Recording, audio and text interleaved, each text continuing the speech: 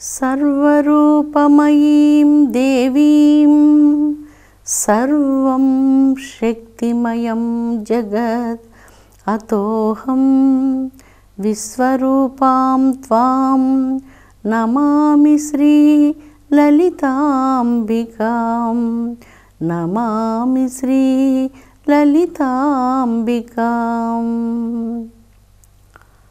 అమృతాత్మస్వరూపులైన మీ అందరికీ మీ తల్లి అవ్యాజ్యమైనటువంటి మాతృప్రేమను అందిస్తూ, ఏ దేవి యొక్క పవిత్రాతి పవిత్రమైన బంగారపు కాంతిని తలచుకొని మిక్కిలి దాహంతో సమస్త ఋషి బృందము నిరంతరం ఆ దివ్యమైనటువంటి కాంతి యందు, ఆ కాంతి ప్రవాహపు సముద్రమునందు నిరంతరం మునిగి ఉంటారో, ఏ దేవి యొక్క పవిత్రాతి పవిత్రమైనటువంటి బంగారపు కాంతిని తలచుకొని ముక్కోటి దేవతలందరూ ఆ కాంతి లహరులను పదే పదే దర్శించుటకై తపన చెందుతూ తహతహలాడుతూ ఉంటారో, ఏ తపోధనులు, ఏ యోగ యోగీశ్వరులు నిరంతరం ఏ దేవి యొక్క బంగారపు కాంతిని తమ సహస్రార చక్రంలో ధరించి ఆ కాంతి అందే లీనమై ఉంటారో, ఆ బంగారపు కాంతి లోకంలో సర్వులను సదా రక్షించునుగాక. పవిత్రాత్మ స్వరూపులారా, లలితా భవానీ దేవి యొక్క కాంతి హిరణ్మయ కాంతి, స్వయం ప్రకాశ కాంతి. ఆ కాంతి యొక్క దాహంతో ఋషి బృందాలు నిరంతరం ఆ కాంతి ప్రవాహంలో స్నానం చేయాలని, నిరంతరం మునిగి ఉండాలని తహతహలాడుతూ ఉంటారు. ఆ జగజ్జనని యొక్క బంగారపు కాంతిని తపోధనులు, యోగీంద్రులు, జ్ఞానులు, అటువంటి మహానుభావులు తమ సహస్రార చక్రంలో ఆ కాంతిని ధరించి బ్రహ్మానంద పారవస్యంలో లీనమై ఉంటారు. ఆ బంగారపు కాంతి అందరినీ రక్షించునుగాక. నిరవజ్య, అవధ్య అన్నటువంటిది భేదభావం వల్ల కలిగేటువంటి ఒక దృష్టి. అటువంటి అవధ్య అన్నటువంటి నరకాల నుంచి తప్పించేటువంటిది జగజ్జనని. అవిద్యా సంబంధమైనటువంటి మాలిన్యాలను అంతరంగంలో నుంచి తొలగించి అవధ్య నరకాల నుంచి తప్పించేటువంటిది జగన్మాత. నిరవజ్య 4 బీజ మంత్రాలు కలిగినటువంటి ఈ యొక్క మంత్రరాజ్యాన్ని జపించడం చేత మానవులు సకల మహాపాతకాల నుంచి విడిపడుతూ ఉన్నారు. కూర్మ పురాణంలో దేవిని గురించి చాలా విశేషమైనటువంటి వర్ణనలు ఎన్నో ఉన్నాయి. విశేషంగా వర్ణించబడినటువంటి పురాణం కూర్మ పురాణం. కూర్మం మీద శ్రీచక్రాన్ని మీరు చూచుంటారు. కూర్మం మీద శ్రీచక్రం ఉండడం చాలా విశేషమైనటువంటిది. కూర్మం మీద ఉంచి పూజించబడినటువంటి శ్రీచక్రం అతి శీఘ్రంగా శుభప్రదమైనటువంటి ఫలితాలను ప్రసాదిస్తుంది. ఈ కూర్మ పురాణంలో నిరంతరము ఏ భక్తులైతే జగన్మాత అయినటువంటి దేవిని పూజిస్తూ ఉన్నారో, దేవిని స్మరిస్తూ ఉన్నారో, దేవుని గురించి ధ్యానిస్తూ ఉన్నారో, వారు 26,000 అవధ్య నరకాల నుంచి తప్పించబడతారు. అటువంటి నరకాలను వారు పొందరు. వారిని దేవి కాపాడి వారికి సర్వాభీష్టాలను అనుగ్రహించడమే కాకుండా జగన్మాత వారికి మోక్షాన్ని ప్రసాదిస్తుంది అంటూ కూర్మ పురాణంలో దేవీ పూజ యొక్క విశేషాన్ని గురించి వర్ణించారు. ఇంత గొప్పదైనటువంటిది దేవీ పూజ. చాలామంది దేవీ పూజ అంటే భయపడుతూ ఉంటారు.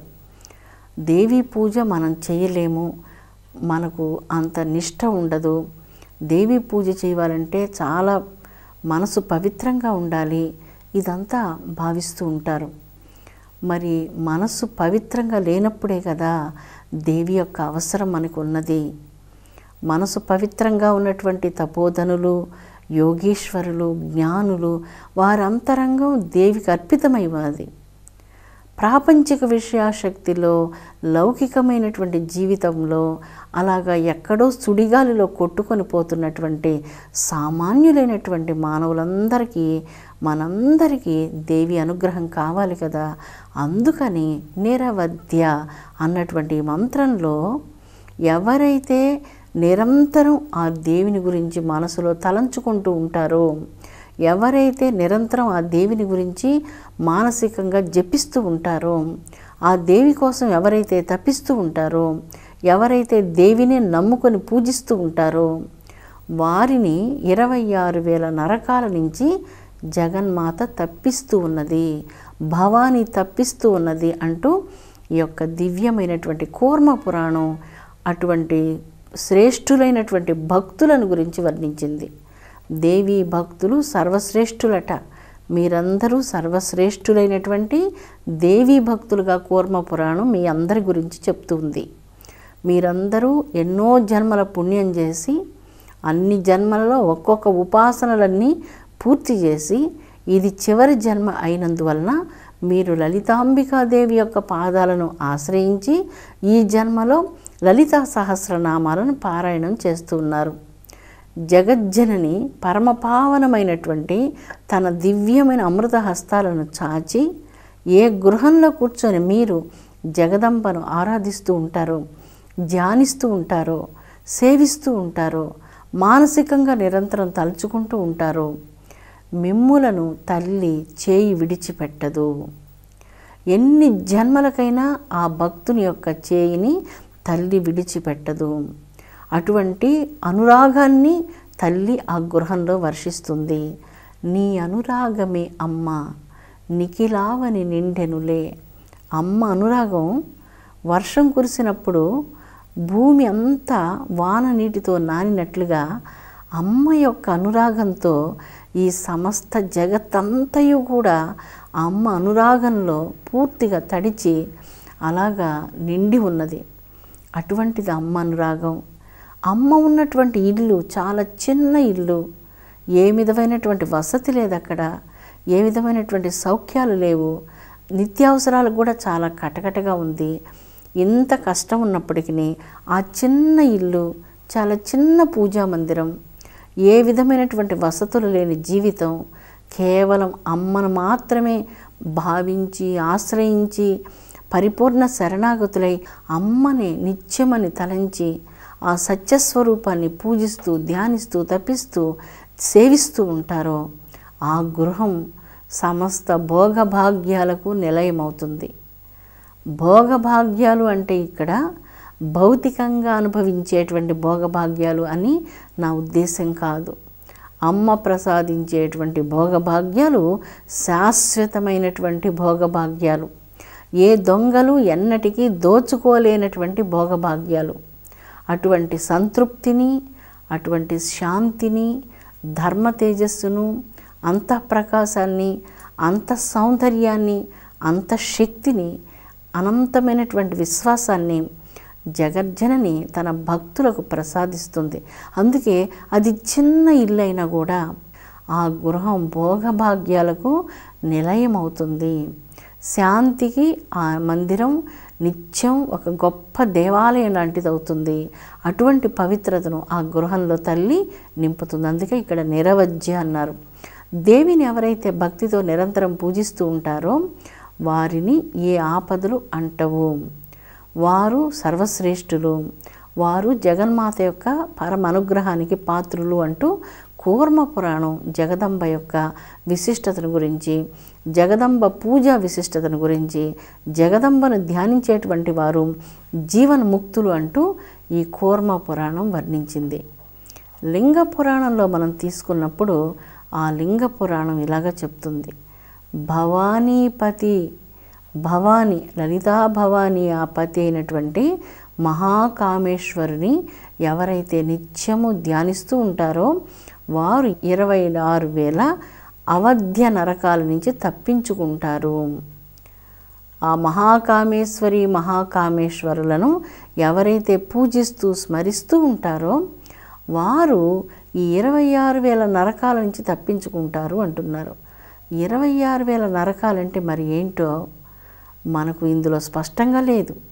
కానీ ఈరోజు ఈ కలియుగ వాతావరణంలో మనం చాలా నరకాలను మనం ఎరుగుదాం. మానసికంగా, బాహ్యంగా అనేక రకాలైనటువంటి నరకాలను మనందరం ఎరుగుదాం. ఈ నరకాలన్నిటి నుంచి ఆ భవానీ శంకరుడు, ఆ లలితా భవానీ జీవరాశులందరినీ రక్షించాలని, ఎన్ని అపరాధాలు చేసి ఉన్నా అన్నీ మన్నించాలని మనఃపూర్వకంగా మనందరం సమస్త మానవాళి కోసం కోరుకుందాం. అందరూ చల్లగా ఉండాలి, ఎవరు దుఃఖపడకూడదు, ఎవరు క్లేశాలతో వేదనతో జీవించకూడదు, అందరూ సంతోషంతో సంతృప్తితో జీవించాలని అమ్మను వేడుకుంటూ సమస్త మానవాళిని ఈ అవధ్య నరకం నుంచి 26,000 అనేక రకాలైనటువంటి భయంకర బాధల నుంచి రక్షించాలి. వాటిలో మమ్మలను ఆ నరకాలలో వెయ్యవద్దమ్మా అంటూ జగదంబను అందరి భక్తులందరి తరఫున, మీరు మహాభక్తులు కనుక మీరందరూ అలాంటి ప్రార్థన చేయాలని నేను కోరుకుంటూ ఉన్నాను. అటువంటి ప్రార్థన చేయండి. అందరికీ శుభం కలగాలన్నటువంటి భక్తిపూర్వకమైన ప్రార్థన చేయండి. నిరంతర నిరంతర అన్నటువంటిది 4 బీజాక్షరములు కలిగినటువంటి మంత్రరాజ్యం. అంతరము అన్నటువంటి పదాన్ని మనం వింటూ ఉంటాం. నీ అంతరం ఎంత, నా అంతరం ఎంత అనే పదం మనం వింటూ ఉంటాం. సాధారణంగా మనం మనుషుల మాటలు ఈ పదం వింటూ ఉంటాం. నిరంతర అనేటువంటి పదాన్ని మాత్రం మనం సర్వసాధారణంగా మాట్లాడుకునేటువంటి సామాన్య భాషలో ఈ విషయాన్ని మనం ఎప్పుడు వినం. ఈ పెద్దంతరం, చిన్నంతరం అనేటువంటిది వింటూ ఉంటాం. అంతరము అంటే భేదము, భేద భావన, భేద బుద్ధి. ఆత్మయందు ఈ యొక్క భేద భావన కలిగి ఉండడం, దాన్ని అవిద్య అంటుంది ఈ మంత్రరాజ్యం. ఎందువలనంటే నశించిపోయేటువంటి శరీరాన్ని దైవము అని ఎవరు నమ్మం. ఇది నశించిపోతుంది. దైవం అంటే నశించినటువంటి పదార్థం కదా. అయితే నశించిపోయేటువంటి శరీరం దైవం కాదు. క్షణభంగురంగా క్షణక్షణం మారేటువంటి మనస్సు కూడా దైవం కాదు.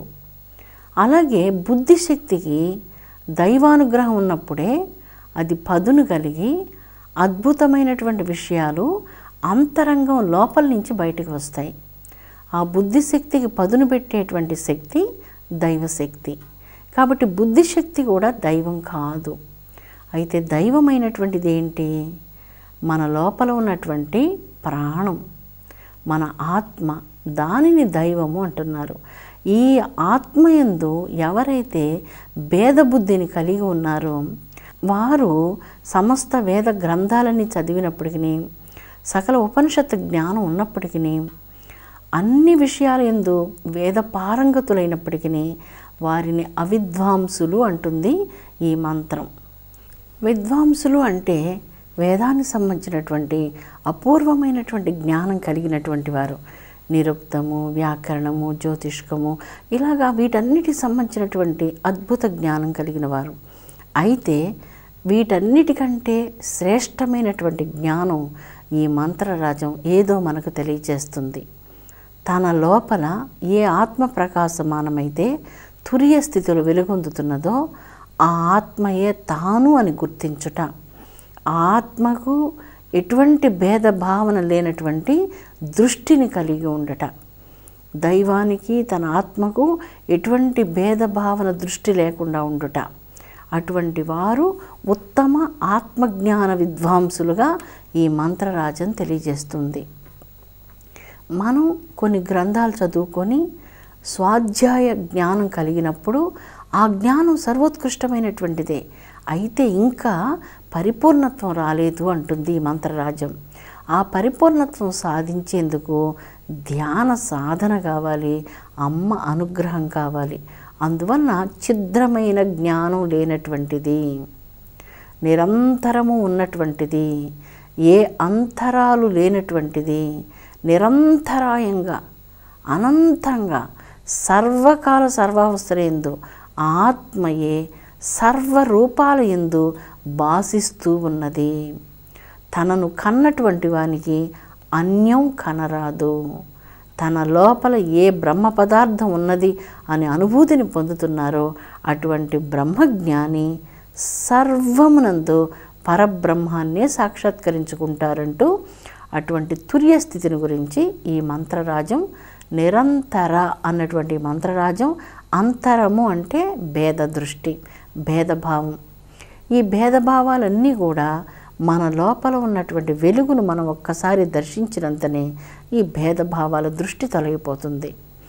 ఏ జగజ్జనని బ్రహ్మదేవుని సృజించిందో, ఏ జగజ్జనని బ్రహ్మదేవునికి అపూర్వమైనటువంటి వేదాలను ప్రసాదించిందో, ఏ జగజ్జనని బ్రహ్మదేవుడు శ్వేతద్వీపంలో అనేక దీర్ఘ సంవత్సరాల పాటు ఘోరంగా తపస్సు చేయగా ఏ జగజ్జనని దివ్యమైనటువంటి దర్శనాన్ని ప్రసాదించిందో, ఏ జగజ్జనని బ్రహ్మదేవునకు స్వస్వరూప జ్ఞానాన్ని, అనంతమైనటువంటి స్వయం ప్రకాశమైనటువంటి ఆత్మస్వరూప జ్ఞానాన్ని ప్రసాదించినదో, ఆ జగజ్జనని మోక్షాభిలాషులై జనులు సేవించాలి అంటూ ఈ మంత్రరాజం తెలియజేస్తున్నది.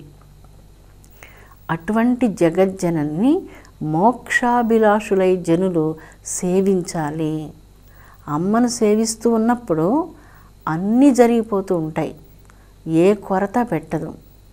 మన కుటుంబంలో కొన్ని సందర్భాల్లో కొన్ని క్లేశాలు, కష్టాలు వచ్చినప్పుడు వాటన్నిటినీ మీరు ఇలాగ భావించండి. అమ్మవారికి మీరు దగ్గరగా వస్తున్నప్పుడు మీకు కొన్ని పరీక్షలు ఎదురవుతూ ఉంటాయి. మీరు ఈ పరీక్షలలో తల్లిని విడిచిపెడతారా, ఆ పరీక్షకే ప్రాధాన్యత ఇస్తారంటూ తల్లి చూస్తూ ఉంటుంది. ఒక వజ్రాన్ని మనం తీసుకుందాం. వజ్రాన్ని అనేక రకాలుగా పరీక్షించి దానిని సానబట్టినప్పుడు వజ్రం ఇంకా దగద్దాయమానంగా మెరుస్తూ ఉంటుంది, ఏమాత్రం చెక్కు చెదరదు, విలువ తగ్గదు. అదే చాలా పెద్దదిగా ఉన్నటువంటి ఒక గాజు వజ్రాన్ని మనం తీసుకుందాం. పరీక్షలో దాన్ని పెట్టినప్పుడు ఆ గాజు వజ్రం వజ్ర పరీక్షలో పొడిగా మారిపోతుంది, ఒక చిన్న ముక్కగా తయారవుతుంది. ఇది వజ్రం కాదు, ఇది గాజు పెంకు అని నిర్ధారణ అవుతుంది. అలాగే ఉత్తమ భక్తుడికి ఎన్ని రకాలైనటువంటి పరీక్షలు పెట్టినా భక్తుడు గెలుస్తూ ఉంటాడు. పరీక్షలు పెట్టిన అమ్మ ఓడిపోతూ ఉంటుంది. ఆ పరీక్షలు ఎన్ని పెట్టినా ఒక్కోసారి మీకు చాలా ధనం ఇస్తుంది, ఆ ధనమంతా తీసుకుంటూ ఉంటుంది. ఒక్కోసారి చాలా ఇష్టమైనటువంటి మంచి సంతానాన్ని ప్రసాదిస్తుంది. కొన్ని సందర్భాల్లో ఆ సంతానం ఏదో కారణాల వలన మీకు దూరం కావాల్సి వస్తుంటుంది. అలాంటి పరిస్థితులు చాలా రకరకాలుగా ఈ క్లేశాలు, కష్టాలు జీవితంలో మీ ప్రయాణంలో ఎదురవుతూ ఉంటాయి. అయితే మీరు మహాభక్తులు గనక వజ్రంలాగా, చాలా కఠినమైనటువంటి వజ్రంలాగా భక్తి యందు నిష్ఠతో, ప్రీతితో, విశ్వాసంతో చెక్కు చెదరకుండా మీ మార్గంలో మీరు అటు ఇటు తిరిగి చూడకుండా మీ చూపులు ముందుకే సాగుతూ ఉంటాయి, మీరు ముందుకే ప్రయాణం చేస్తూ ఉంటారు. ఈ వచ్చేటువంటి ఏ సమస్యల యొక్క ప్రభావం మీ మీద ఏమాత్రం ఉండదు. మీ భక్తి చెక్కు చెదరదు, మీ విశ్వాసంలో అణువంతైన చెక్కు చెదరదు. ఈ కష్టాలన్నీ తల్లిని చూపించే దారి దీపాలుగా మీరు భావిస్తారు. అటువంటిది అనన్యమైన భక్తి. నిరంతర అన్నటువంటి పవిత్ర మంత్రరాజంలో అంతరాలను తొలగించేది, మీ ఆత్మలో జాజ్వల్యమానంగా విరాజిల్లేది. అమ్మ, కేవలం నీవు మాత్రమే ఉన్నావు, నేను అన్న అహంకారం ఇక్కడ లేదు అన్నటువంటి జ్ఞానాన్ని ఇచ్చేటువంటిది. సర్వమునందు తానే విరాజిల్లేది. ఏ తత్వాన్ని మీరు దర్శించినా దాని యందు కేవలం పరబ్రహ్మమైన మాత్రమే సాక్షాత్కరించుకుంటారు. అటువంటి దివ్య జ్ఞానాన్ని ప్రసాదించేటువంటిది నిరంతర అన్నటువంటి ఈ మంత్రరాజ్యం. నిరంతర అన్నటువంటి ఈ మంత్రరాజ్యాన్ని ఎప్పుడైతే పారాయణంలో పలుకుతూ ఉన్నారో అటువంటి దివ్య జ్ఞానాన్ని ఈ మంత్రరాజ్యం ప్రసాదిస్తున్నది. అమృతాత్మ స్వరూపులారా, విశ్వంలో అందరికీ జగన్మాత శాంతిని అనుగ్రహించునుగాక, విశ్వశాంతి వర్ధిల్లునుగాక.